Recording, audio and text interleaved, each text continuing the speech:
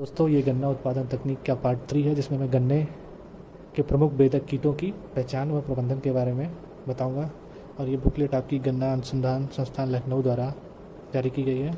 आप अधिक जानकारी के लिए इनसे संपर्क कर सकते हैं। तो आइए शुरू करते हैं। तो देखिए, पहला जो बेधक है वो इसका नाम है किल्ला बेधक, या अंग्रेजी में इसको सूट बोरर कहते हैं। ये इस तरीके से दिखाई देता है।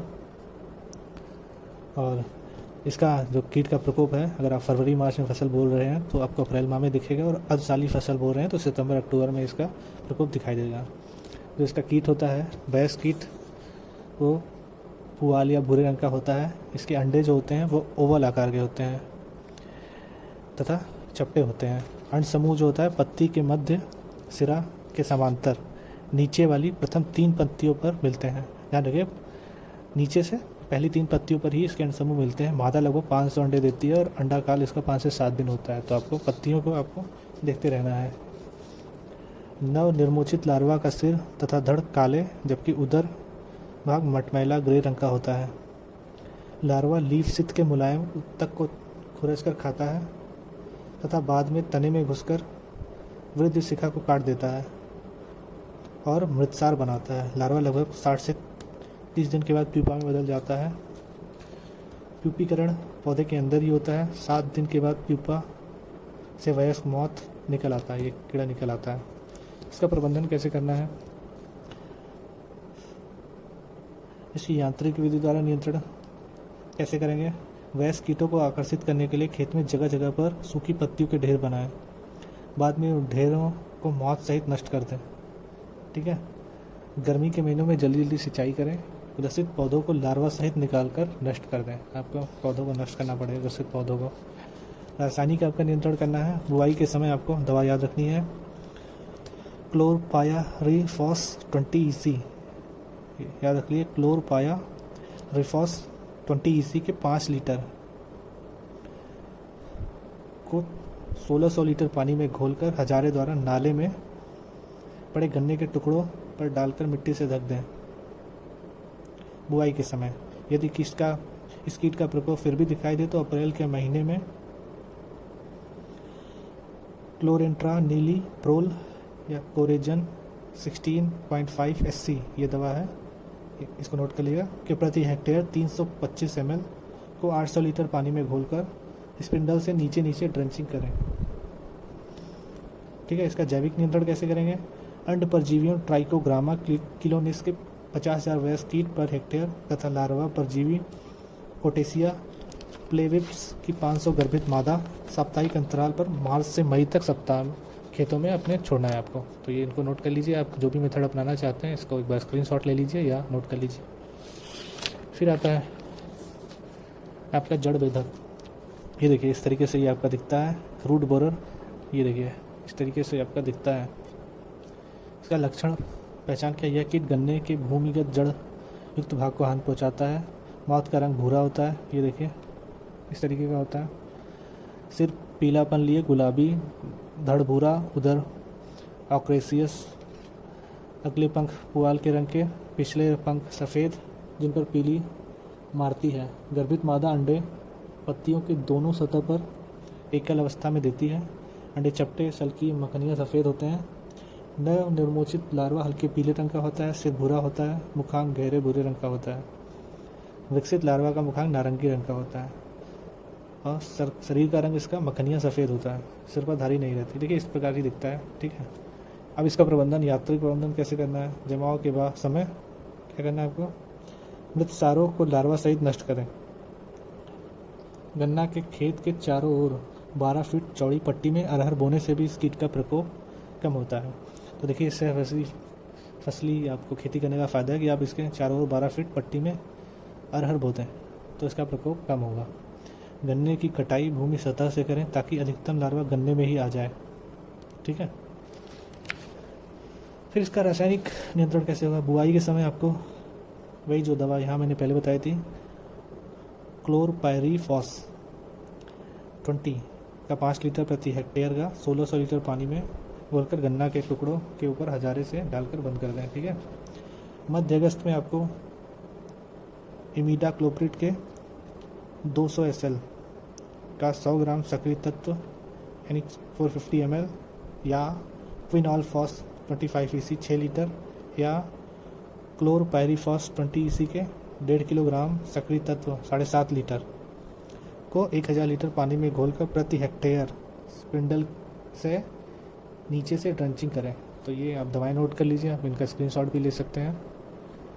ठीक है, तो ये आपका नियंत्रण था। फिर आता है आपका पूरी बेधक कीट, इसको इंटरनॉट बोरर कहते हैं। ये इस प्रकार दिखता है, तो आपको दिख रहा। वयस्क कीट आपका इसका पुआल के रंग का होगा। इनके अग्रणी पंखों पर काले रंग का एक धब्बा होता है। अगले पंख के छोर पर एक रेखा में काले रंग के छोटे छोटे धब्बे होते हैं, जबकि पिछले पंख हल्के रंग के होते हैं। मादा कीट अपने अंडे 2 समांतर पंक्तियों में पत्ती के ऊपरी या निचली सतह पर देती है। 9 विक्षेपित अंडे गोलाकार, चपटे, चमकीले व मोम की तरह सफ़ेद होते हैं।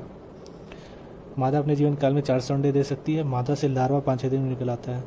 नव निर्मोचित लार्वा के शरीर का रंग नारंगी, सिरकाला, धड़ प्रथम खंड सुविकसित होता है। प्रथम द्वितीय अवस्था पत्तियों को खरोच कर खाती है, जो कि पत्तियों के खुलने पर सफ़ेद रंग की पारदर्शी धारी के रूप में पत्ती पर दिखाई देती है।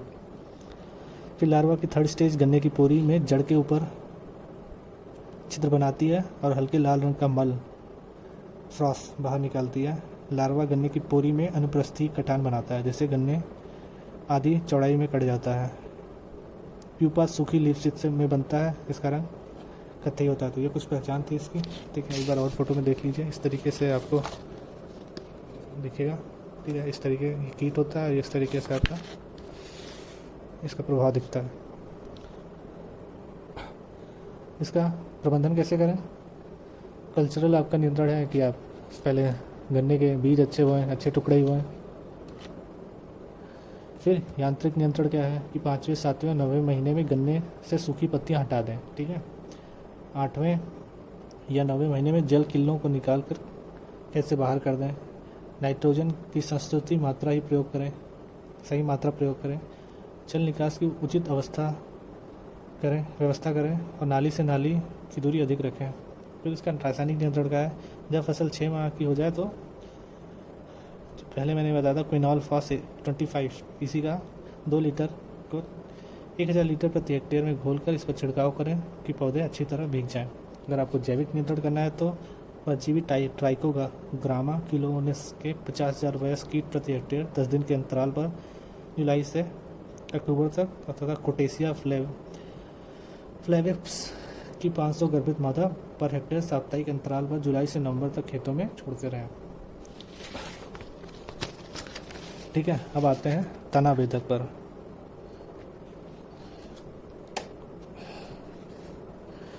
यानी स्टॉक बोरर। ये इस तरीके से आपका लक्षण दिखेगा। ये देखिए, ये आपका इस तरीके से तना हो जाएगा और ये आपका कीड़ा है। ठीक है, और इस तरीके का आपको प्रभाव दिखेगा। ठीक है, लक्षण पहचान क्या है? वयस्क कीट के अग्रपंख का रंग पुलाव रंग का होता है। पंखों के बाएं किनारे पर सुनहरे रंग के धब्बे, पिछले रंग पंखों का रंग कुछ हल्का होता है और इन पर चांदी की तरह सफ़ेद फ्रिंज होते हैं। अंडे पत्ते की निचली सतह पर 2-3 धारियों में एक समूह के मध्य सिरा के समांतर दिए जाते हैं। 9 विक्षेपित अंडे मक्खनियाँ सफ़ेद व आकार में सल्कनुमा होते हैं। अंडे से लार्वा 5-7 दिन में निकलकर लीफ स्थित को खरोच कर खाता है। इसका जो लार्वा होता है उसका सिर काला, बाकी सिर मक्खनियाँ सफ़ेद व चपटा होता है। पूर्ण विकसित लार्वा के सिर में 5 बैंगनी रंग की धारियाँ होती हैं। प्यूपीकरण गन्ने के अंदर ही होता है। प्यूपा का रंग कत्थई से गहरे कत्थई रंग का होता है। प्यूपा से वयस्क कीट 6 से 8 दिन में निकलता है।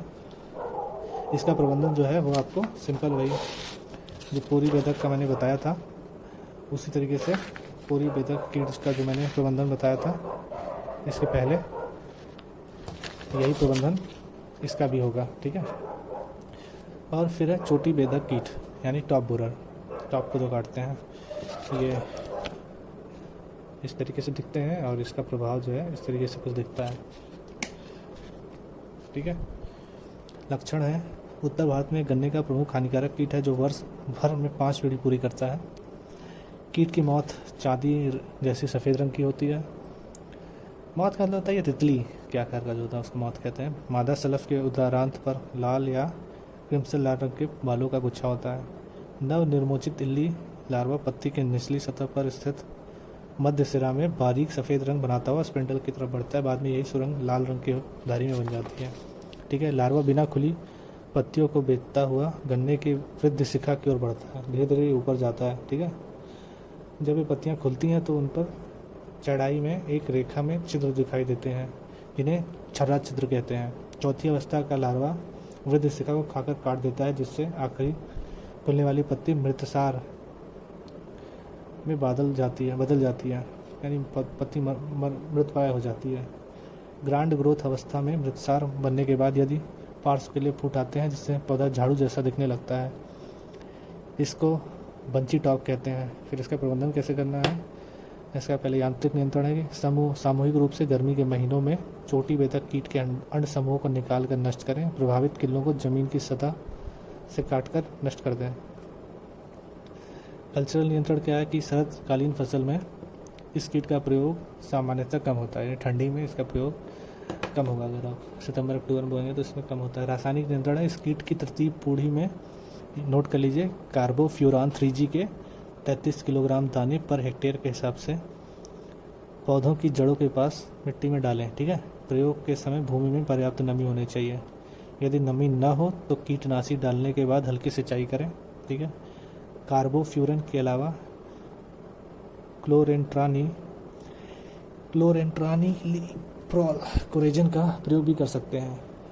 इसके 375 ml को 1000 लीटर पानी पर हेक्टेयर फसल पर स्प्रिंडल से नीचे ड्रेंचिंग करें। ठीक है, आप नोट कर लीजिए ये मेथड, स्क्रीनशॉट भी ले सकते हैं।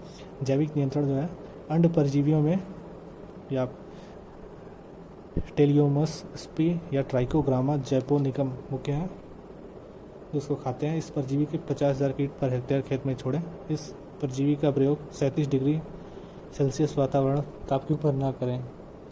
लार्वल परजीवी जो है रहेकोनोटस स्पी, स्टेनोप्रेकन स्पी लार्वल परजीवी है, जिन्हें खेतों में संरक्षित किया जा सकता है। नोट, वेदक कीटों के नियंत्रण के लिए यौन गंध पास तथा प्रकाश पुंजों का प्रयोग कर वयस्क कीटों को नष्ट किया जा सकता है। तो ये थी गन्ने के प्रमुख वेदक कीटों की पहचान और उनका प्रबंधन, और भारतीय गन्ना अनुसंधान संस्थान द्वारा इसे बनाया गया है। अधिक जानकारी के लिए आप अपने आसपास के कृषि विज्ञान केंद्र, अनुभवी गन्ना उत्पादक कृषि विश्वविद्यालयों तथा ICAR भारतीय गन्ना अनुसंधान से संपर्क कर सकते हैं और अपने उत्पादन को बढ़ा सकते हैं। Thank you very much.